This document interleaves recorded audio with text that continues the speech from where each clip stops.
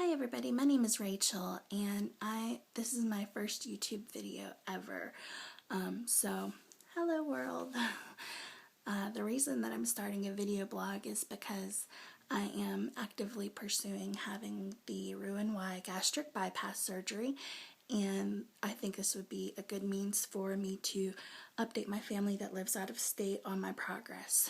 And also, I do want to be an advocate for weight loss surgery because I think that it is a very good thing, and I've seen it benefit a lot of people's lives.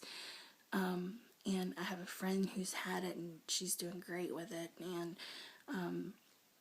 hopefully it'll be a benefit to my life as well. And so a little bit about me. I don't have a surgery date yet because, well, I'll get to that in a minute, but so far what we've done, my husband has gone to most of my appointments with me. He's been really supportive, so he's on board. It's good to have someone who supports you. And so far we've done this seminar, and we've met with the surgeon. His name is Dr. Fernandez, or Dr. Fuzz, as people call him. And I've done the RMR test, which is resting metabolic rate. I've done the exercise test.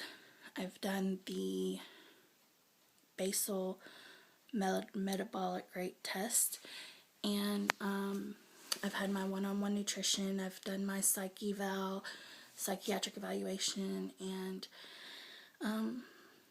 the only thing that's keeping me from getting a surgery date right now is when I met with the nutritionist and had the one-on-one nutritionist meeting. She did not approve me, and it's not that I was eating badly, but when she reviewed my 4-week journal food diary, she said, and this is true, I've always been one who eats normally twice a day, and I don't really do any snacking. And she said, she told me, she's like, when you have the surgery, you have to eat 6 to 8 times a day at least, and how can I approve you if you aren't even having 2 meals a day regularly? And I can understand that. And also she was concerned about my protein, because she said that my protein wasn't high enough. She said that women need 65 to 80 grams of protein a day, and I was more like around 40. So I need to up my protein. Well, in just less than a week since I've seen her, because I have to do the 4-day food journal all over again, I've already lost 10 pounds just since then, and I have been having a lot more protein in my diet and eating at least 3 times a day. So it's actually been really good. And hopefully when I go back to see the nutritionist on October 15th, maybe she'll approve me. And from what I understand, if she approves me, I could be having surgery November, December. As soon as that, I'm really excited. My weight is a big issue in my life because I have PCOS, which causes infertility issues, and my husband and I do want to start a family. And Dr. Fernandez even told me that when you have the surgery, it automatically, like day 1, starts to reverse some of the things that cause PCOS, such as the insulin resistance. And so that's really good. I'm glad to hear that. But of course, I'm not planning to have a family right away, because I know, Dr. Fernandez recommends that you wait until you reach your goal weight which you really should wait at least 18 months just for your body to be able to absorb all the nutrients for the baby. But also, he recommends you wait longer than that. He recommends you wait until you reach your goal weight, because he says that once you get pregnant, it automatically stops the benefits of the surgery. So I'm going to wait at least 18 months, of course, after I have the surgery for us to start trying to have a family. But at least this is getting the ball going in that direction. Another thing is, I've been overweight my whole life. I've been overweight since I was in first grade. And I've lost weight. I've gained weight. I mean, I'm the biggest now than I've ever been, of course. And I still can't believe I'm as big as I am. But can't go back in time. And all I can do is make sure that I am proactive going forward. So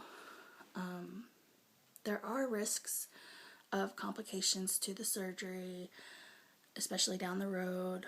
I am anemic, so that's going to be a concern, because my body already naturally doesn't absorb vitamin D very well, and iron. So I'm already having to take prescription vitamin D supplements. So that's, I take like 50,000 IUs a week right now, once a week.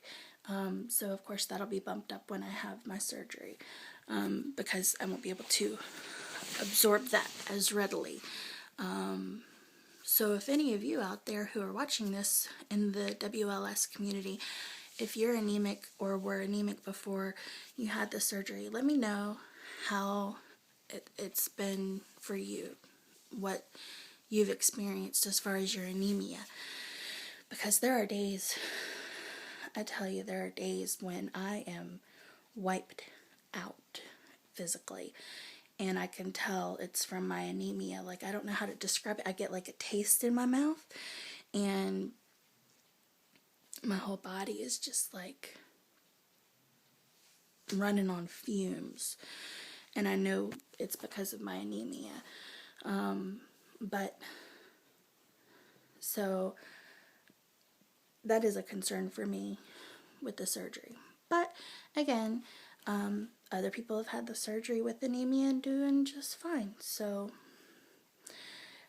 and it's a risk I'm willing to take, because one of my life's ambitions is to be a mother, and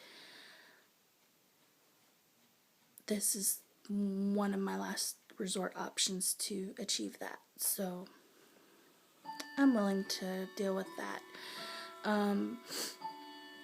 But do I think there's other methods to lose weight? Of course. But at the same time, I've tried all those. I really, really have. I mean, I really have. I've had personal trainers. I went to a personal trainer 3 times a week for a year. Didn't lose any weight. Didn't. And I was eating right. And I've done Atkins. Atkins is good. I lost 30 pounds in a month. But it's not sustainable. It's not, to me, in my opinion, it's hard to live that way. And I've done HCG shots. I've done, and during the HCG shots, they tell you, or at least the clinic that I went to told us, that we could only have 500 calories a day. And I did that for a month. And I lost 30 pounds that month. But I was a whole lot poorer because of it. Those shots are not cheap, and I don't know that they really did anything, because hello, you're only eating 500 calories a day, you're gonna lose weight. But I don't need a shot for that. If you're only eating 500 calories a day, of course you're gonna lose weight. I can't believe I was scammed into that stupidity, I guess. Not really even stupidity, just hoping for something to change. But this is real, and this is a lasting change, and this is going to make me able to exercise. And that's another thing. I have exercise-induced asthma, and that's been a hindrance as well. But even when I, work out and stuff, I am able to work out. But it's, even when I had a personal trainer, he pushed me to the point where it felt like my lungs were going to explode, literally. But again, do I think that there's other methods to lose weight? Yes. But for now, this is what I'm choosing to do with my life. And I've been researching this surgery since I was 18, and I'm 28 going on 29 now, so it's been almost 11 years, and I was a candidate for the surgery back then. So I'm glad I'm finally doing it. In a way, I wished I had done it back then, but I don't live with regrets. I don't have regrets because I believe that everything happens for a reason. Everything happens in God's timing, and maybe I wasn't mature enough to handle the surgery back then. I don't know. But either way, it's in my life now, and I'm really excited to be part of the WLS community because it's a group of really great people, positive people, supportive people. I know even aside from the online WLS community, there's a local support group called the Flying Squirrels, and they go through the same facility that I'm going through. And a lot of them seem like really great people, and they run 5Ks together, they do outings together, they do clothes swaps together because their clothes don't fit anymore. They are really, really nice people, it seems like, and I can't wait to get to know some of them. And they call themselves this Flying Squirrels, I think, because when you lose weight, you, like really fast, rapidly, like you do with weight loss surgery, and that they get these flaps of skin under their arms like wings, and they look like flying squirrels. So, but I would rather be a flying squirrel than a hippo any day. So, yeah. But I'm really excited. I really am. There's a lot of things that this is going to enable me to do that I've never been able to do. According to my surgeon, when I reach my goal weight that he's giving me, which is only 75% or 2/3 of my excess weight, I'm actually going to weigh the same as my friend who's the same height as me, and she's a size 10.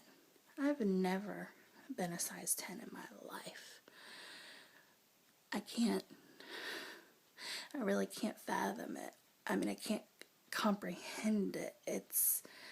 I've been, even when I was in middle school, I was a size 12 and went right to a 15, 16, and up from there. I'm not going to reveal my weight on this video. I'm sorry. That's a bit much for me right now. But maybe I will whenever I find out if I have a surgery date. I'll tell you my starting weight then. But for now, no. Can't do it. It's too embarrassing. But, so, I'm really excited. It's like starting life all over again, in a way, because I'm going to have to relearn how to eat, relearn lots of things, but there's lots of things I'm going to be able to do that I've never been able to do, and I think it's going to be really cool. So hit subscribe, I don't know if it's on this side or this side, but, or somewhere, but hit it. So you can watch my journey with me and see where it takes me. If you have any questions, leave a comment, and I'll try to answer. Till next time, bye-bye.